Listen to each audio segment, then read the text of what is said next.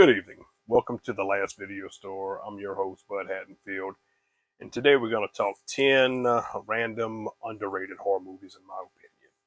There's thousands of horror movies out there. Most people will never get a chance to watch them all, but these are just 10, no random order, that I feel that just doesn't get talked about enough and need to be shared.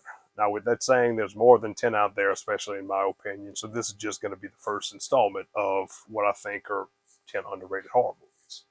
So to kick things off, Stephen King's Silver Bullet. This one came out in 1985 and starred Gary Busey, Corey Haim, Everett McGill, and Megan Follows, I think is the sister's name, Janie. This was a cool movie. It was directed by Daniel Addis. The original director was Don Coscarelli from Phantasm. For some reason, he walked off or got replaced. I don't know if it had something to do with him and the producer, Dino De Laurentiis, if they had a falling out or whatever. And from what I'd read, it had something to do with the way the werewolf design came out, but it is what it is. I would have loved to have seen Don Coscarelli's version. So that's the first one. The second one is Bill Hinzman's Flesh Eater. This movie's pretty cool. William Hinzman or Bill Hinzman or whatever the hell he wants to refer to himself as. He wrote and directed this movie.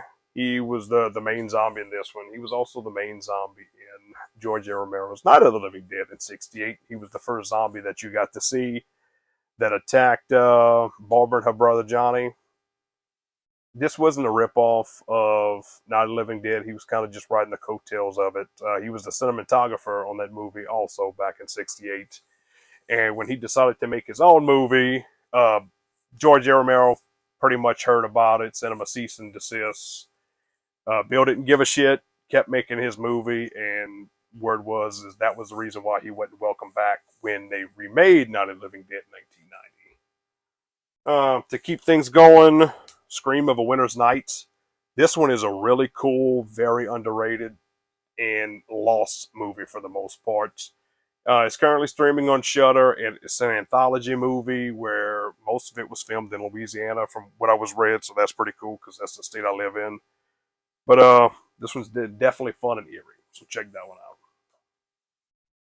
Next one is going to be a movie that was directed by David Arquette, and it is The Tripper. I believe this one came out 2007, and it starred Jamie King, Thomas Jane, Pee Wee Herman himself.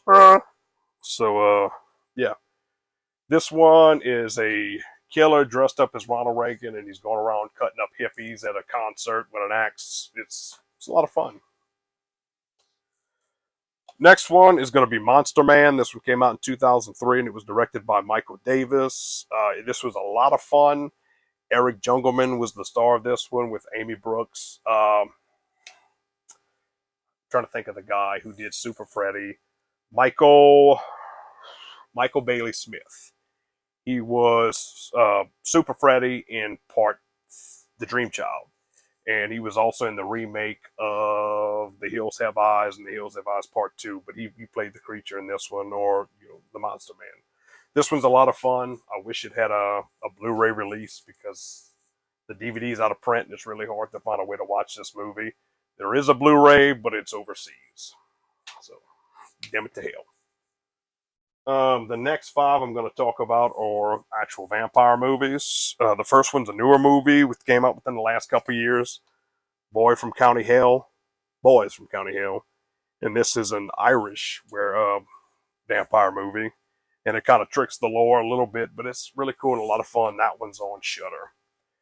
This was one I used to watch on Commander USA's little TV show that played in the 80s. This one came out in 1984. And it is a Polish vampire in Burbank.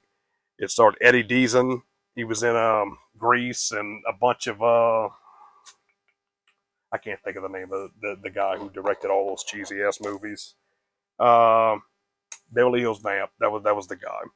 But this one's cool. It kind of has a virgin vampire trying to fall in love and make his first kill at the same time, and it's fun. The ending's kind of a bummer, but it's a cool movie. I recently got this one for the 25th anniversary DVD. I bought it on Amazon, and it wasn't too expensive.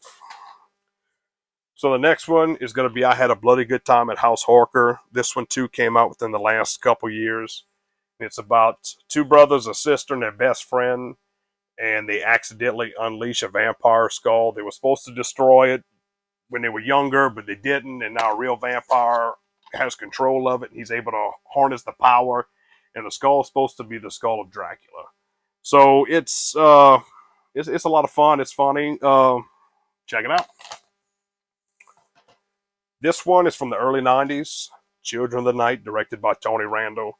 He was kind of a big wig with Fangoria, and he had made this movie. I think he also made Ticks from the early 90s. But this one starred Peter DeLuise, Karen Black, Amy Dolans, and the always amazing Garrett Morris. It was kind of like Return to Salem's Lot, where a vampire pretty much gets unleashed and he takes over the old town, turning everyone into vampires. They're doing their biddings. So it's a lot of fun.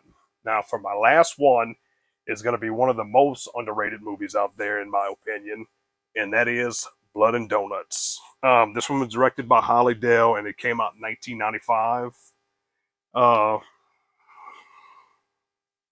Just a fun, awesome movie, and it has a small part played by David Cronenberg.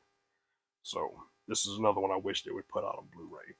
So, like I said, that's volume 1 of 10 underrated horror movies. Check them out if you get a chance. I hope you can find a copy or find it streaming somewhere. Like I said, some are pretty easy, some are pretty hard, but they're out there if you really want to look for them. But thanks again for checking me out. Like I said, I'm Bud Haddonfield. This is the Lance Video Store. Hope you enjoy, like, and subscribe. Have a nice night.